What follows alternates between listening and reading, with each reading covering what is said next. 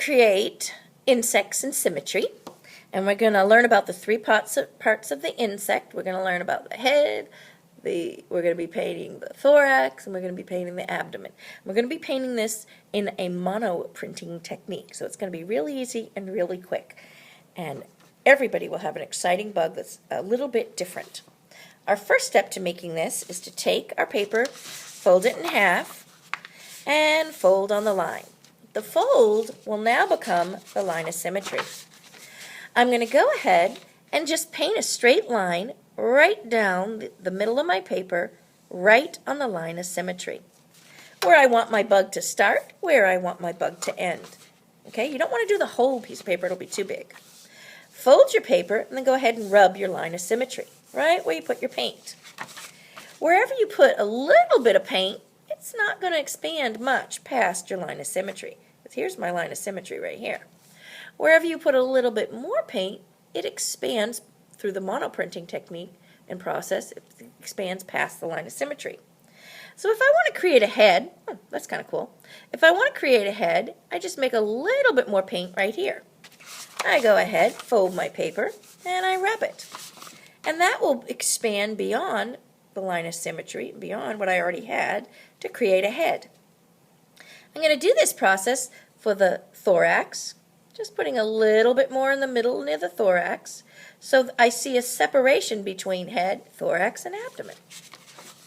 And I'm going to go ahead and rub that thorax area, the middle of that bug, and I'm going to leave the abdomen alone.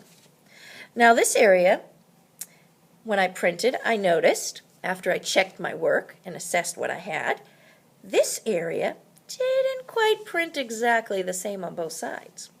So if I want it to be symmetrical as much as I can, approximate symmetry, I'm just going to repaint this a little bit and then re-rub it right here. Now if you notice, I have a little dot on both sides here. When you make mistakes, just ignore them.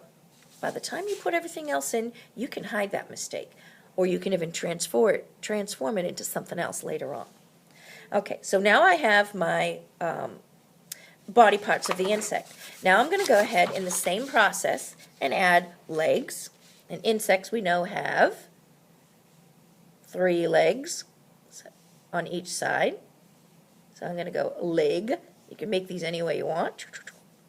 Leg, leg. And then close and rub. Okay, assess if anything didn't print exactly the way you wanted it. Now some people like this, where it's printed thin. Okay, some people like that. If you do, that's fine. If it bothers you, fix it. Okay, so now I'm having some of my bug parts here, head, thorax, and abdomen. I've got my legs. Insects have 6 legs. Then I'm going to add some eyeballs, and this is where you can use your imagination now. You can finish this the way you want. If you want an eyeball, print on one side, or paint on one side, monoprint carefully. Now be careful when you do your eyes. Do it very lightly, just a little bit, because remember, things are going to expand as you rub it.